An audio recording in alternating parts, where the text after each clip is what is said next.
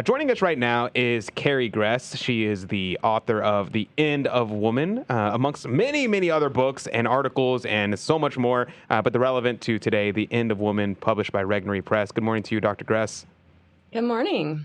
It's good to have you on. And it's very interesting because I would give away your book, The Anti-Mary Exposed, to people. And I would always tell people, I was like, this is a really good book. She kind of goes after third wave feminism, but she really doesn't really touch first wave feminism at all. Just like keep that in mind when you read it. And it seems in this book that you've actually come after feminism all the way to its roots. And I was like, whoa, like this is great. Praise be to God. So tell me about the formulation of this book from the Anti-Mary Exposed to this.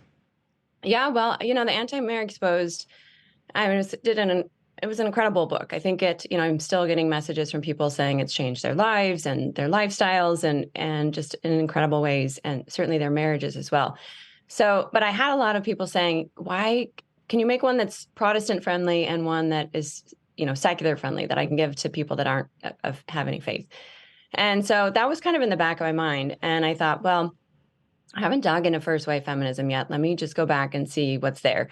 And, I thought I would just find some really lovely things about women. Like I just had no idea what was there. And then, of course, I started digging into it. And it turns out it's like the crazy old grandma in the attic. Like there's some awful things that were going on during the first wave that I think so few of us know. And so anyway, that's really where the book just sort of took over, because I started seeing not only the problems in the first wave feminism, but how those problems led to the second wave, and then, of course, led to where we're at now with the transgender movement. So the big question that early feminists were asking was, how do we help women, but not how do we help women as women, but instead, how do we help women become men? So with that question in mind, you can really see what's happened over 200 years and how we've gotten to this point where women are willingly subjecting themselves to presumably transgender surgeries, which of course, cannot be successful because of the fact that there's so much locked into the body that is female. So that's really where it started.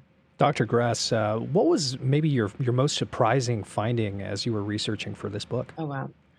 There were several of them. I think the first one was really to see the role that the poet Percy Shelley played in this. His wife was Mary Shelley, who wrote Frankenstein, and she's developing this character that we now all know of, or at least the book, and we've heard of it. But he developed this character named Sithna, who was a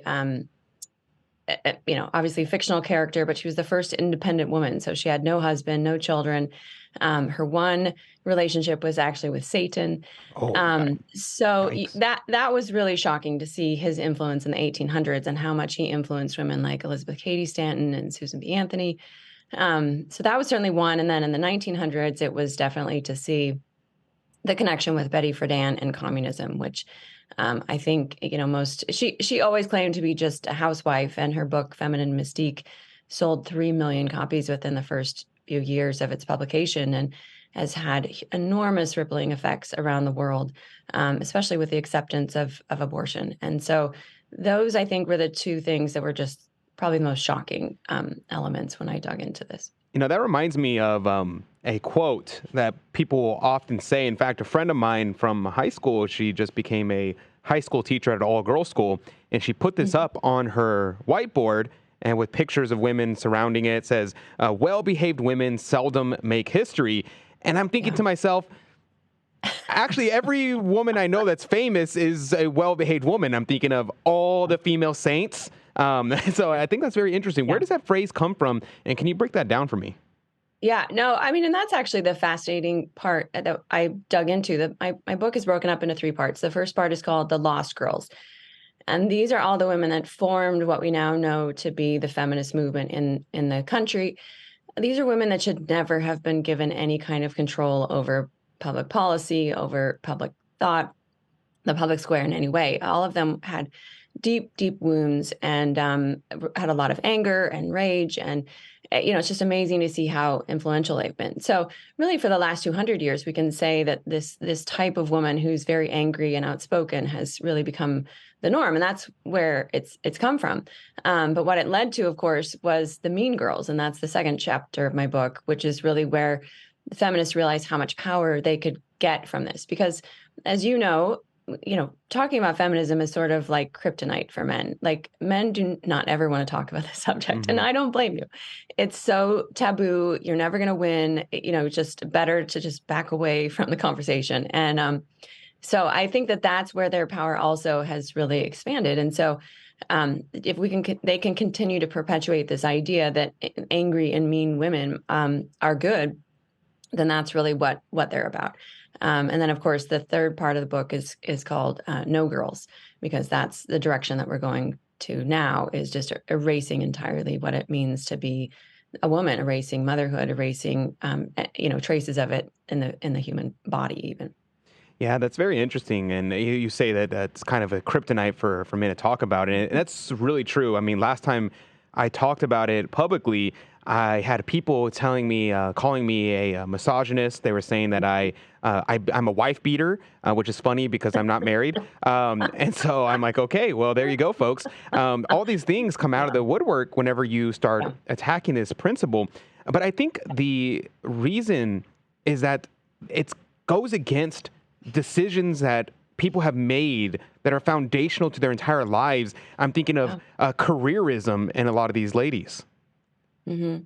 No, absolutely. And that's really the most tragic thing, is that women have been told that they will be happy if they have a career, and that their husbands and their children are obstacles to that happiness.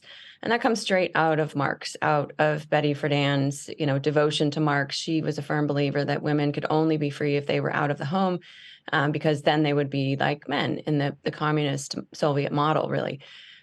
So yeah, it's just amazing to see the narcissism that it creates, the kind of self-centeredness that it creates, and the breakup of the marriage and the family. And of course, that was the goal from the very beginning, was to end that. And the free love element is another element. In fact, free love, the occult, and smashing the patriarchy were really the three pieces, the three threads that I found extending throughout the whole movement. And, it's just been a deadly, deadly ideology, especially if you look at the abortion numbers in the world today, not just the United States, but in the world. There's more abortions in the world than there are natural deaths or deaths from any other cause. Wow. Yeah, it's really overwhelming when you start seeing the numbers and what that has done. I mean, this is a relationship that's the most tender relationship in all of the human world. And the feminists have found a way to break that, to destroy us, to talk us into believing that our children are our enemies. Amen. Yeah. When we come back, we're going to go to a quick break. When we come back, I want to pick up on that note about the feminism and the occult. Now, that's news to me. I didn't know about that. That's interesting. We'll pick up on that when we come back. And welcome back to Catholic Drive Time. This is your host, Adrian Fonseca. It's so good to be on with you today. Praise be to God. We're talking about feminism. I know, scary topic. We're talking about The End of Woman, a book authored by Dr. Carrie Gress, published by Regnery. The many, many books worthy of purchasing from Dr. Gress. In fact, the Anti-Marriage Exposed was a huge bombshell. And when I was in college, everybody in the university, all the women had gotten it and all the men were reading it. And everybody was like, whoa, this is crazy. So it was a pretty big bombshell when it came out. And I expect this is going to be very similar effect as it gains popularity. So check that out, Regnery Press. But Dr. Gress, thank you for joining us. I want to pick up on what we were talking about before we went to a break. I want to pick up on the occult aspect in a second, but I also was thinking about the careerism, and there was a phrase, and I don't know the source from it. I heard it from, I believe it was Michael Knowles where I heard it from first. He said that one of the first wave feminists made the comment, we have to force women into the workforce because if given the opportunity, they would choose to stay home. And I thought that was a very, very interesting observation. What is your thought about that? Yeah, that came from Simone de Beauvoir, who was right on the edge of first and second wave feminism. And She said that to Betty Friedan. I mean, that in a conversation, that's actually where the quote came from. And so you can see Betty Friedan's work being so effective because she was a psychology student of psychology, and she really did an amazing job of convincing women that they should leave the home. First of all, she called it a comfortable concentration camp. Now she's speaking to like the most educated, most wealthy civilization, group of women in all of history, and she's telling them they live in a comfortable concentration camp. Which I have no idea how she got away with that. But the other reality was she used a lot of tactics that we see now, certainly in the woke movement, this idea of letting women know that they've been victimized, that they're missing out, all of those things that women are really glom onto, because it sounds like these are important things. It's that same thing that Satan did with Eve. That same question, what are you missing out on, when he tempted her with the fruit. So that was really an effective method of getting women out of the home. And, once it started growing in popularity, then they used a lot of other media tactics, a lot of savvy women. They use television, they use magazines, all of those things. And it's just perpetuated. Barbie's just the latest iteration of that, where we're indoctrinating really a new generation into believing that the patriarchy is bad. It always needs to be smashed. Women are good. And the more women are in control, the more peaceful civilization will be, which of course is not at all true either. It's interesting because I was told recently that if women ran the world, there would be no wars. And I thought that was a very strange thing to say, because as if the reason why wars happen is because of men, as if women are not in positions of power throughout the world today. What are your thoughts on where that comes from and the truth to that? Yeah, so a lot of the movement got started and really animated around the time of the Vietnam War, and that was one of their talking points. All of these things are great bumper stickers. They're really easy to say. They sound really good. You see them on signs at women's movements, women's marches. But yeah, that's definitely another one that Kate Millett in particular picked up on that, and she talked about how men had the strength to be able to go into a war zone and kill innocent people. And so she believed it was a woman's duty to have that kind of strength and be able to kill her own child in abortion. Wow. And she didn't mince words here. I mean, this was a very clear specification. So but she also believed that men were the ones that were responsible for all of the wars. And so to be able to end them, women had to be in charge, which of course, we've seen in our own domestic lives and just in the United States that doesn't bear fruit. That's not exactly the case at all. But again, it's these kinds of sound bites that just keep drilling through the culture, and people believe them because we don't have enough on the other side saying that's ridiculous, and really pointing that out. Okay, so I want to, each one of these topics could be addressed in an hour-long format each alone. Sure. So I recommend people go get pretty much all of your books, but The End of Woman is the one we're talking about today. So let's go over to the occult. I was not aware that there was an occult element tied into all this. So let me know about this. Yeah, so the occult element is actually huge, especially in the 1800s and the early feminist movement. Again, Percy Shelley went back to Genesis and really rewrote the book. I mean, he wanted to say that Eve was framed and that she was actually really liberated by the serpent. The serpent was good and gave her a new kind of knowledge. So the fall wasn't really her fault. And this was picked up on by Elizabeth Cady Stanton, who was also very anti-Christian in her later life. She was raised a Calvinist. But she ended up getting involved in Theosophy as well as other atheist organizations. She actually wrote this book called The Women's Bible that you can still purchase. And it's a kind of a combination of different women that contributed to it. But some of them were avowed Theosophists, which was definitely a New Age, amalgamation of religions.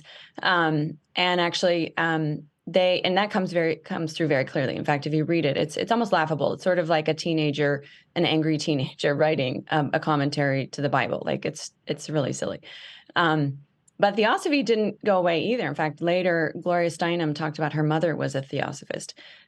So there's this thread of the occult in all these different ways. Elizabeth Cady Stanton was also very involved in seances. She had friends that were mediums, and that created obviously a lot of division in the women's suffragette movement. But it was at this time of the Great Awakening, the Second Great Awakening in the United States, and mediums and seances were really common because people had lost so many loved ones in the Civil War, so many children had died, and these mediums offered the opportunity to contact the dead, and that was really appealing to people at that time. So all of these things, we have this very, I think, pristine vision of what the 1800s look like, and I think this book kind of blows that up. This is not really that's not really what was going on. There was really a lot more very dark elements that were happening that were motivating the movement. Wow. That's incredible. And the other thing that's incredible, what you were saying was you said he at the beginning there. So the first feminists were men, which I guess makes sense because how did these things get kickstarted if men ran the world, and women are saying that men are oppressing them, but then how did they get the rights to begin with if the men didn't give it to them? So what is the role of men in this whole situation? So that's a great question. So the godmother of feminism, as she's called, is Mary Wollstonecraft, and her son-in-law that she never met because she died in childbirth with her second daughter, Mary Godwin. He wanted to take her movement, the work that she had already done, and really amplify it. And he called it the Women's Revolution. So he's hugely involved. You also have Mary Wollstonecraft's husband, William Godwin, who is very much against marriage and against monogamy. And you also have it's the French Revolution. You have the Marquis de Sade writing at the time. So the idea is to get rid of taboos altogether. And free love was just this huge movement. That's what Godwin was known for. That's what Percy Shelley practiced. In fact, there's just some really searing criticism of him because there were so many suicides by his first wife, who he left for Mary Godwin. She committed suicide. I think she was pregnant with their second child because he abandoned her. I mean, there's just all this awfulness that's going on. So yeah, there were definitely men involved, and for like always, for good or for ill, and we're very involved in it. Elizabeth Cady Stanton. Her husband was involved to a certain degree, but there were other men on the outside that were also involved. And then, of course, in the 1900s, it's all communism. It's all these communist operatives who are working underground, who are trying to take over the institutions. So they see a vested interest in having women involved as these minorities that can sort of be involved as the second, guard when when the revolution finally comes to pass. So they have an interest in making sure that women are on board too. They also saw it as important for getting women to stop buying things because they realized that women they were like 80 to 85% of controlling what the purchases in the family. And that's something that Betty Friedan goes after also is, stop buying things. So it's really interesting to see how it's all interwoven. And unfortunately, I didn't go into the masculine side of things or what men were doing so much, except in Percy Shelley's case or in secondary roles, because it's about the movement. Right. But I think it's a huge question that we see even developing more in the 70s when the new left comes around. And so many of those ideas, including the book, The Sexual Revolution, which was written in 1963, which was the blueprint for the sexual revolution. It was written by a scholar from the Frankfurt School who taught that to his students, and then that's what evolved in the 1960s and 70s. Now, it's everybody. Everybody's in the boat. Yeah, it seems like it. It's always the enemy surrounds you on every side. We have about a minute and a half left in our conversation. With the time we have left, I want to give because we've kind of painted a very bleak outlook. So I want to end off with saying, okay, what is the hope for the future, and what is the authentic vision that we want to promote? Yeah, and that's really where I end the book. I mean, I think it's incredibly hopeful because we've told women for 50 years how to be like men. But what happens when you start telling women that they can be like women and that motherhood, whether it's biological, psychological, or spiritual, is an important element in our lives? And from there, we can really see families heal. We can see families develop. We can see culture coming back into its own instead of this constant battle of the sexes, which is what has been aggravated for so long.